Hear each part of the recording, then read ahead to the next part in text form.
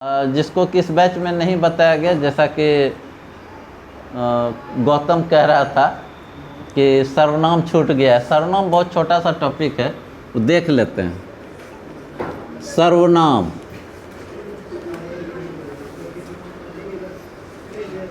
अंग्रेजी इसकी होती है प्रोनाउन। क्या बम बम? सर्वनाम समझते हो? अच्छा, ये देखो उदाहरण पहले देखो, उसके बाद बात करते हैं। राम अच्छा लड़का है। राम अच्छा लड़का है, लेकिन वह पढ़ता नहीं। लेकिन वह पढ़ता नहीं है। इसमें देखो तो बम बम, इसमें देखो तो राम के बदले कौन सा शब्द आया है?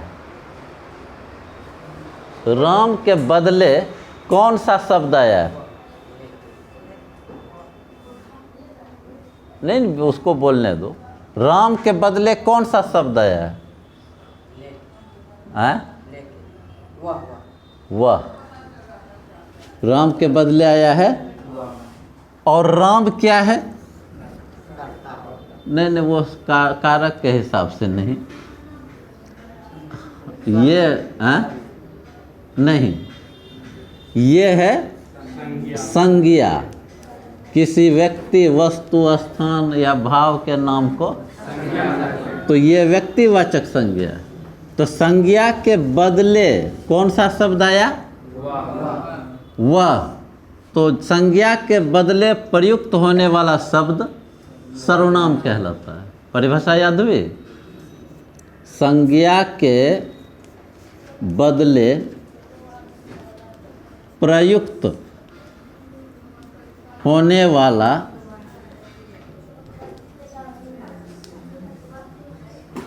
संज्ञा के बदले प्रयुक्त होने वाला वह विकारी शब्द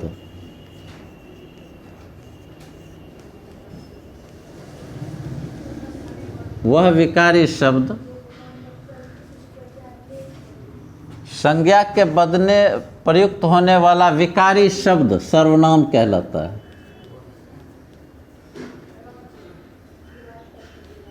सर्वनाम कहलाता है। एक लाइन में इसे यह भी बोल सकते हैं, संज्ञा के बदले प्रयुक्त होने वाला शब्द सर्वनाम है। उपरोक्त वाक्य में देख, राम अच्छा लड़का है लेकिन वह पढ़ता नहीं है। अगर इसको हम हटा दें तो वह का कोई मतलब रह जाएगा। लेकिन अगर यह वाक्य है तो हम लोग सीधा समझ लेते हैं कि राम के बदले ही वह आया है। सर्वनाम के कितने भेद हैं? सर्वनाम के 6 भेद। सर्वनाम के 6 भेद। सबसे पहले है पुरुषवाचक सर्वनाम। पुरुषवाचक सर्वनाम। पुरुषवाचक सर्वनाम किसे कहेंगे? जिससे पुरुष का बोध हो? नहीं। तब जिसे कहने वाला, सुनने वाला और जिसके बारे में कहा जाए। हाँ, इसमें 3 पुरुष होगा।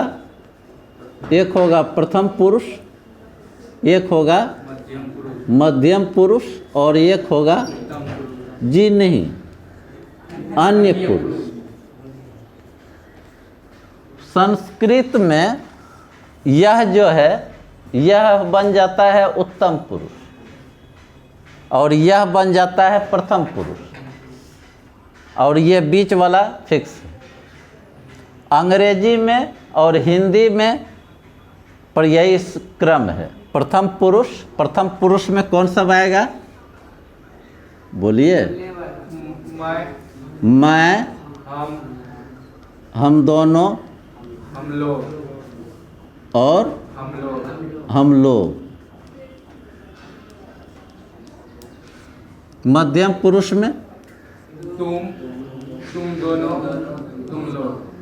अन्य पुरुष में वह, वे दोनों, वे लोग।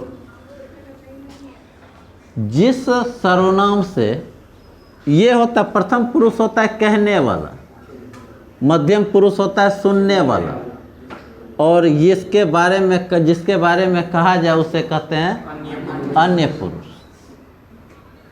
तो जिस सर्वनाम से कहने वाला, सुनने वाला तथा जिसके बारे में कहा जाए का बोध हो उसे पुरुषवाचक सर्वनाम कहते हैं। तो इसके आधार पर कितने पुरुष हो गए? तीन। प्रथम पुरुष कहने वाला नहीं हुआ, प्रथम पुरुष कहने वाला, मध्यम पुरुष सुनने वाला, और अन्य पुरुष जिसके बारे में कुछ कहा जाए, जिसके बारे में कहा जाए। ठीक है। अब देखिए, इसका सीधा एक उदाहरण रखिए आप सामने में कि मैं तुम्हें श्री राम की कथा सुनाता हूँ, श्री राम की कथा सुनाता हूँ। देखिए, तो प्रथम पुरुष कौन है? और सुनने वाला तुम, और श्री राम की कथा कहने वाला जिसके बारे में कहा जाए। तो श्री राम की कथा, इसमें से कौन सा पुरुष है? अन्य पुरुष। और तुम्हें मध्यम पुरुष, और मैं प्रथम पुरुष। दूसरा है निश्चयवाचक सर्वनाम।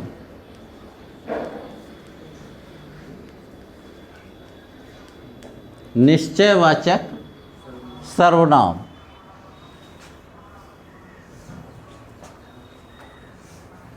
जिस सर्वनाम से निश्चितता का बोध, जिस सर्वनाम से निश्चितता का बोध हो उसे क्या कहेंगे? निश्चयवाचक सर्वनाम कहेंगे। और यह दो प्रकार का होता है।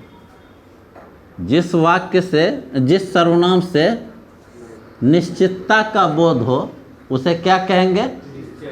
निश्चयवाचक सर्वनाम कहेंगे। और निश्चयवाचक सर्वनाम दो प्रकार के हैं। निश्चयवाचक सर्वनाम क्या, कितने प्रकार के? दो प्रकार के। कौन सब? एक होगा निकटवर्ती और एक होगा दूरवर्ती। निकटवर्ती का मतलब निकट, दूर का मतलब दूर। अब देखिए, इसमें अगर हम यह का प्रयोग करें, यह बोलें तो मेरे हाथ के आसपास है, और दूर अगर के है तो उसके लिए क्या प्रयोग करते हैं? वह। उसके बाद इसने कहा था कि उसने कहा था? निकट में इसने कहा, और दूर में उसने कहा था। ये तो यहाँ होगा वे। तो इस तरह आप डिस्टिंग्विश कर सकते हैं, अलग कर सकते हैं। नहीं, निश्चयवाचक सर्वनाम समझ गए। अगर जैसे हम लोग कहें कि यह मेरा मोबाइल है, तो यह होगा निकटवर्ती, और वह मेरा बेटा है दूरवर्ती। उसके बाद है प्रश्न और निश्चय करते हैं पहले। और निश्चयवाचक सर्वनाम, और निश्चयवाचक सर्वनाम जिस सर्वनाम से अनिश्चितता का बोध हो, यानी निश्चय ना हो, जिस सर्वनाम से अनिश्चितता का बोध हो उसे क्या कहेंगे? अनिश्चयवाचक सर्वनाम कहेंगे। तो अनिश्चयवाचक सर्वनाम में आप देखिए, जैसे अगर हम कहें कि कोई आता होगा, कोई आता होगा, तो कोई क्या है? अनिश्चित। अनिश्चय। निश्चय है? नहीं। कोई आता होगा। कुछ खा लो, कोई निश्चित नहीं। निश्चित नहीं है। तो जिसमें अनिश्चितता रहेगी तो वो होगा कोई, किसी, कुछ। ये सब किस में जाएगा? अनिश्चित। अनिश्चितता में। तीसरा, प्रश्नबोधक निपात। हाँ? और प्रश्नबोधक सर्वनाम या प्रश्नवाचक सर्वनाम। प्रश्नबोधक में जिससे क्या होगा? प्रश्न का बोध होगा। इसमें तो तुम लोग एकदम विद्वान हो। क्यों, क्या, कैसे नहीं, कौन, कौन आता है, कौन गेट पर खड़ा है,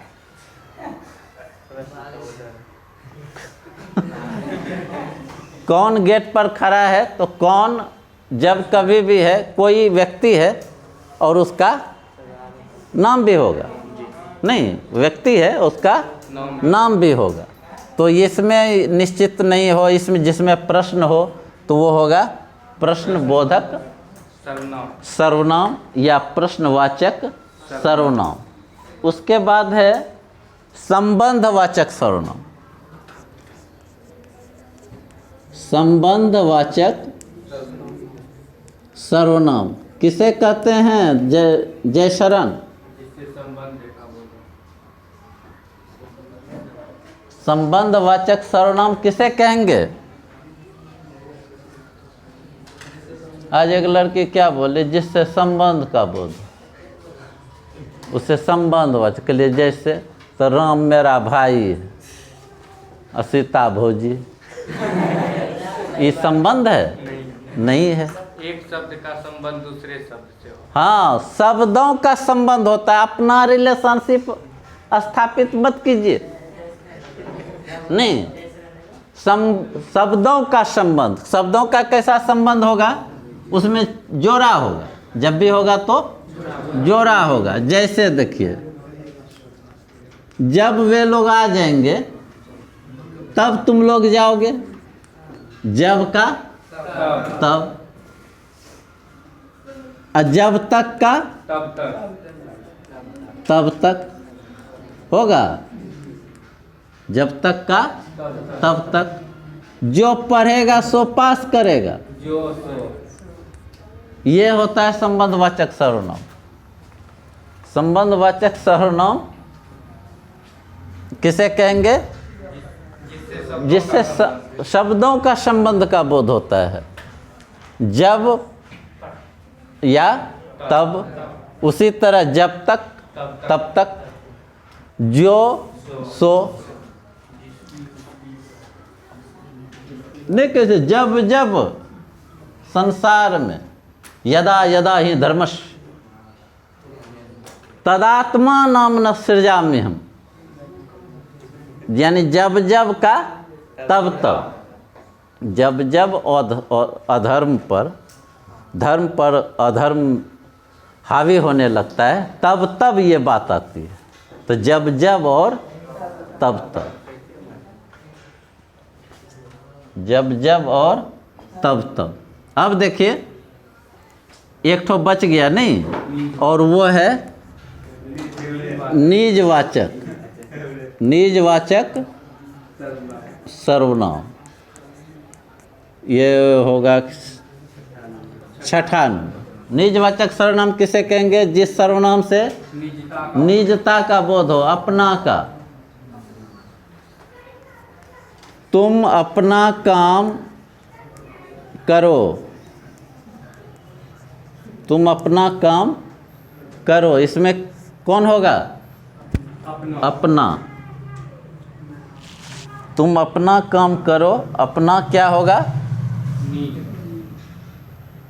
मैं आप चला जाऊंगा, मैं आप चला जाऊंगा मतलब स्वयं। तो इसमें क्या होगा? आप निजता का बोध करा रहा है। अब देखिए आपको समझ में आ गया होगा। व्यक्ति सर्वनाम किसे कहे? सर्वनाम किसे कहे? संज्ञा के बदले प्रयुक्त होने वाला शब्द सर्वनाम कहलाता है। सर्वनाम के 6 भेद। पहला था मर्दनावाचक, पुरुषवाचक सर्वनाम। तो पुरुषवाचक सर्वनाम जिस सर्वनाम से कहने वाला, ये नहीं कि जिस सर्वनाम से मर्दाना का बोध हो, जिस सर्वनाम से कहने वाला, सुनने वाला और जिसके बारे में का बोध हो उसे। जैसे मैं तुम्हें श्री राम की कथा। दूसरा था निश्चयवाचक। निश्चयवाचक सर्वनाम के 2 भेद, एक होता है दूरवर्ती, एक होता है निकटवर्ती। निकटवर्ती के लिए यह, दूरवर्ती के लिए वह। तीसरा था अनिश्चयवाचक, जिससे अनिश्चितता का बोध हो, कोई, कुछ, किसी नहीं। तीसरा था प्रश्नबोधक, इसमें कोई बात ही नहीं, कब, क्यों, कैसे, कौन। और संबंधवाचक, जो, सो, जब तक, तब तक नहीं, जब, तब। और निजवाचक, जिससे निजता का बोध हो, तुम अपना काम करो, मुझे अपना काम करना है तो अपना हो जाएगा। मैं आप चला जाऊंगा मतलब स्वयं चला जाऊंगा, इसमें किसी की कोई बात नहीं है। चलो चलो भिंगी गलो वीडियो के चक्कर में। अच्छा, वीडियो के चक्कर में कोई अथियो नहीं करे छे, गर्मी उर्मी नहीं लागले थे? ओ यानी हाँ?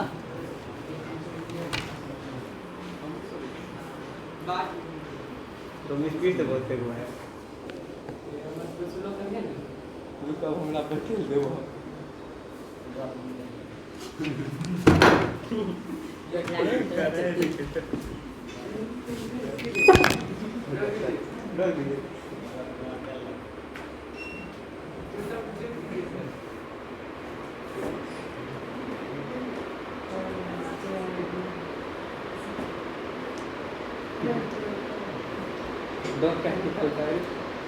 रोक दीजिए, अवसर हो गया, 20 मिनट का हो गया।